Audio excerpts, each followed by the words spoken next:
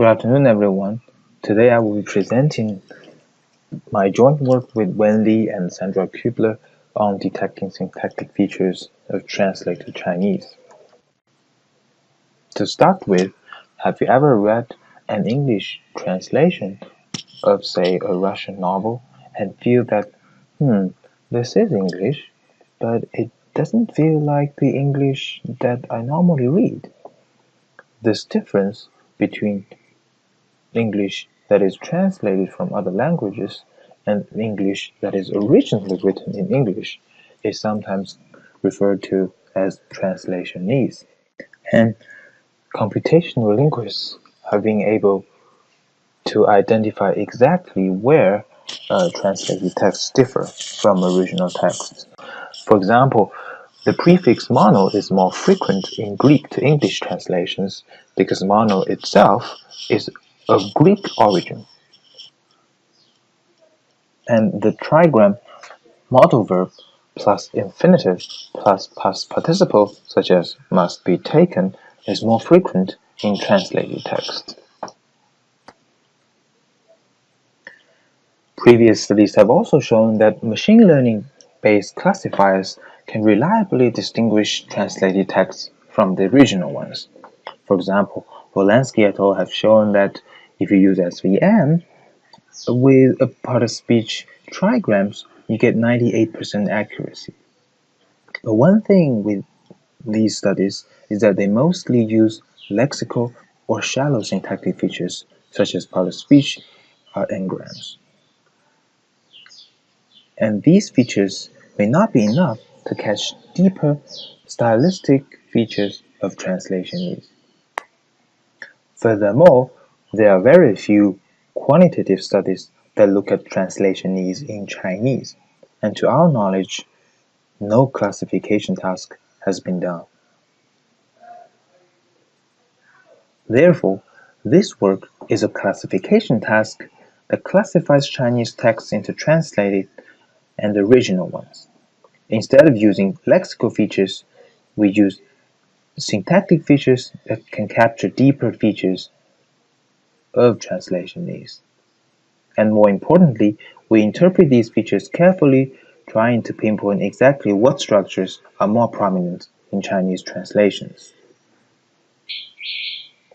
We use a genre-balanced corpus that has 4 broad genres and 15 subgenres prepared by Xiao and Hu. The original Chinese comes from Lancaster corpus of Mandarin Chinese, whereas the translated Chinese comes from Zhejiang corpus of translated Chinese. As you can see from the table, we have news, prose, science, and fiction. Altogether 485 texts for each class. Here are some statistics about the corpus. Each text has around 2,000 words, and they are all segmented and part-speech tagged using automatic tools by Xiao and Hu. We removed the URLs and normalized punctuations to full width so that the texts are compatible with the parsers we use. We have experimented with 3 types of features. N-gram features are considered as upper bound because they contain topic information. For example, if a text has a lot of word unigrams, such as New York, Washington, D.C., or USA, it is very likely to be a text translated from English rather than originally written in Chinese. For syntactic features, we tried constituency treelets, such as context-free grammar rules, context-free grammar subtrees, as well as variants of dependency graphs. Concretely, for n-gram features, we tried character and word n-grams, which have lexical information, and also part-speech n-grams that does not have any lexical information. For syntactic features, we first parsed all the texts using Stanford Core NLP to obtain constituency and dependency parsers. For the CFGR setting, we use counts of context-free grammar rules as the values of the features. For the subtree settings, we use the counts of the subtrees as values for the features. Subtrees are simply parts of unlexicalized constituency trees of depth 2 or 3, which are very similar to tree substitution grammar widely used in native language identification tasks, as well as data-oriented parsing paradigm. Here is an example of our unlexicalized subtree. On the left, we have an example constituency tree, and on the right, we have 3 subtrees of depth 2 with the highlighted IP as the root. For this experiment, we only tried subtrees of depth 2 or 3 because with depth 3, we're already dealing with billions of features, which becomes very hard to do either feature selection or classification on a normal workstation. It should also be noted that context-free grammar is just subtrees of depth 1. So by going deeper in the subtrees, we're actually catching deeper and deeper syntactic structures. For dependency graphs, we tried 4 types of features. Depth triple is a triple that contains the part of speech tag of the head, the relation between the head and dependent, and the part of speech tag of the dependent. Depth POS only has the part of speech tags of the head and the dependent. Depth label only has the dependency relation. And finally, we have depth triple funclex, which is the same as the depth triple, except that we replace the part of speech tag with the lexical item if it is a function word. For example, we could have the feature that has a verb which is in subrelation with the pronoun we. Since we is a function word, we replace its part of speech tag pn with its lexical item. We use support vector machines for classification and the information gain for feature selection. We try different numbers of features and will be reporting the best results.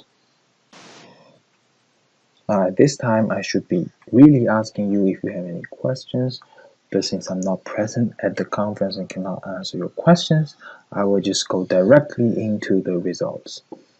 Here we see the results of the n-grams features. So character n-grams and word n-grams contain top information and they perform the best, around 95%, and part of speech n-grams follows at around 93%, 93.9% F measure. And these are pretty good results. If we look at the next block where we have syntactic features, it appears that they are definitely worse than the upper bound, but they're still pretty high. We take this as evidence that using syntactic features alone or stylistic features alone can reliably distinguish whether a text is a translation or not.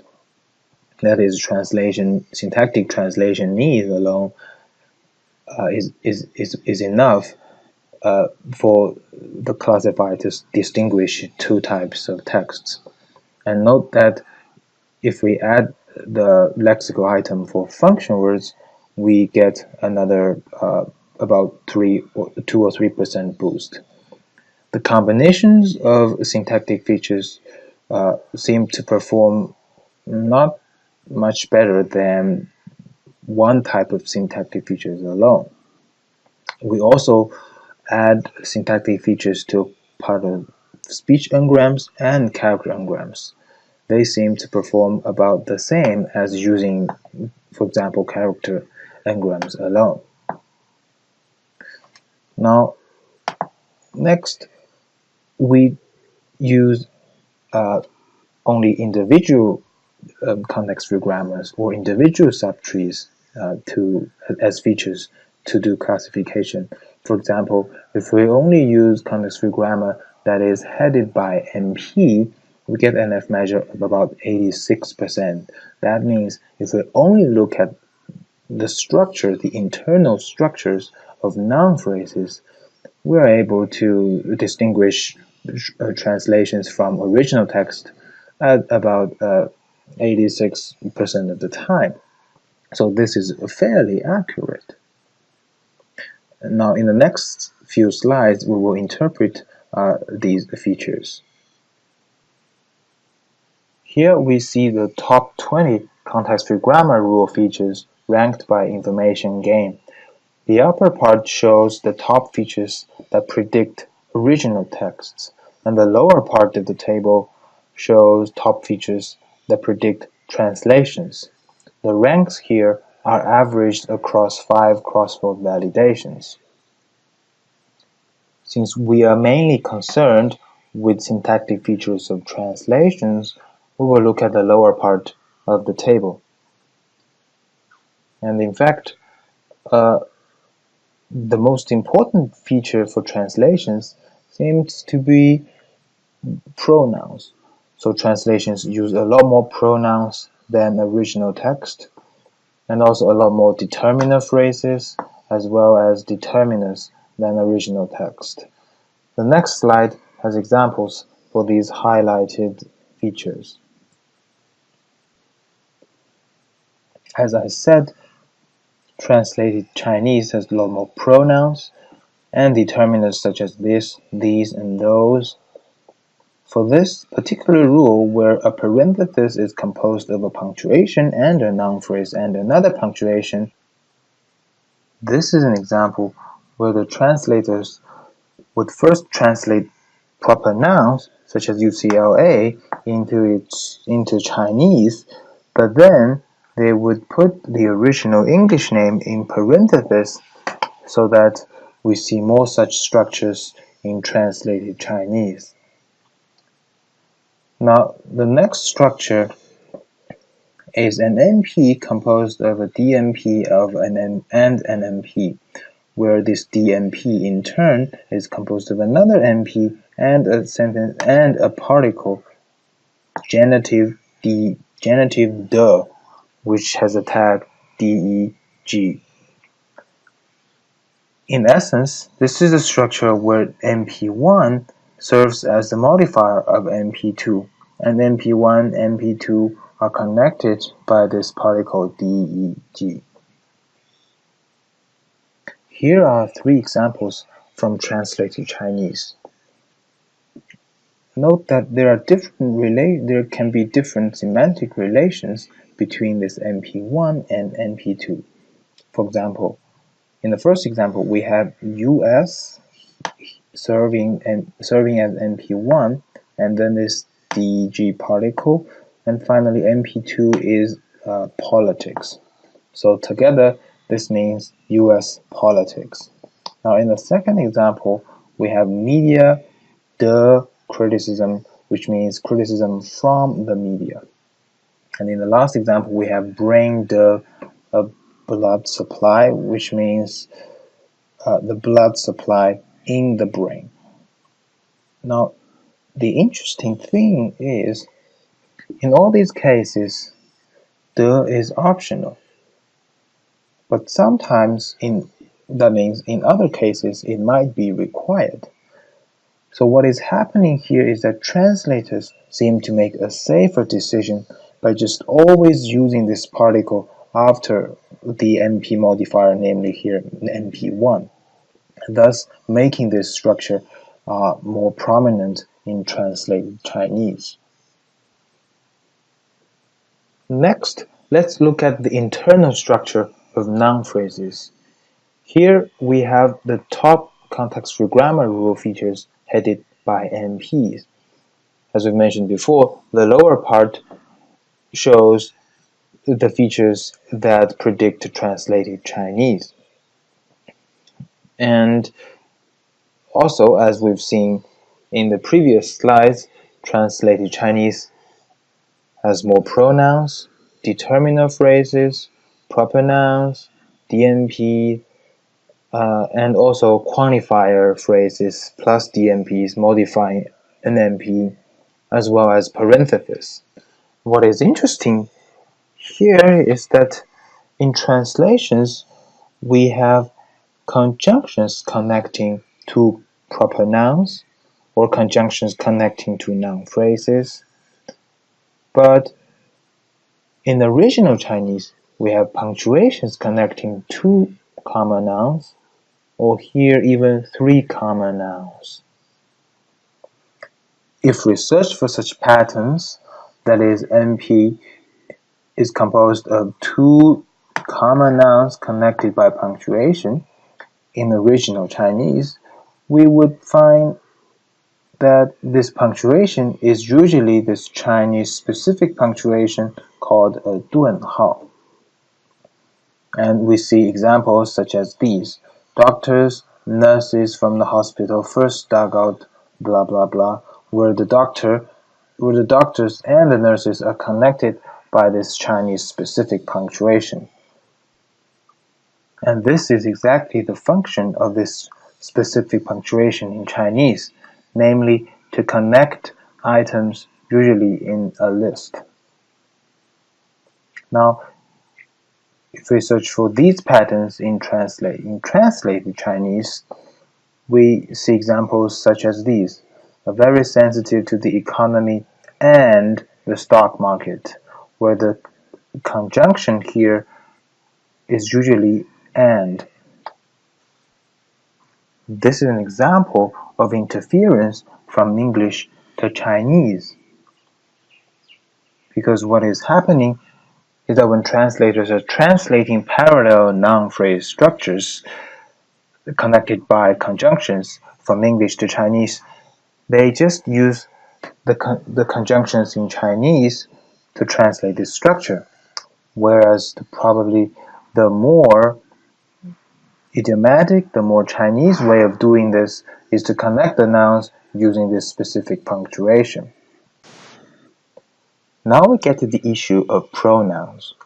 Previous studies have already identified the overuse of pronouns in translation by simply counting the frequencies of pronouns in both translated and original Chinese texts, but they were unable to reveal the distribution of such overused pronouns, whether it happens more often in subject positions or in object positions.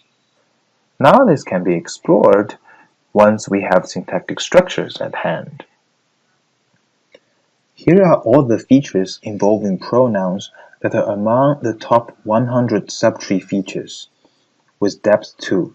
For example, if we look at the feature ranked number 2,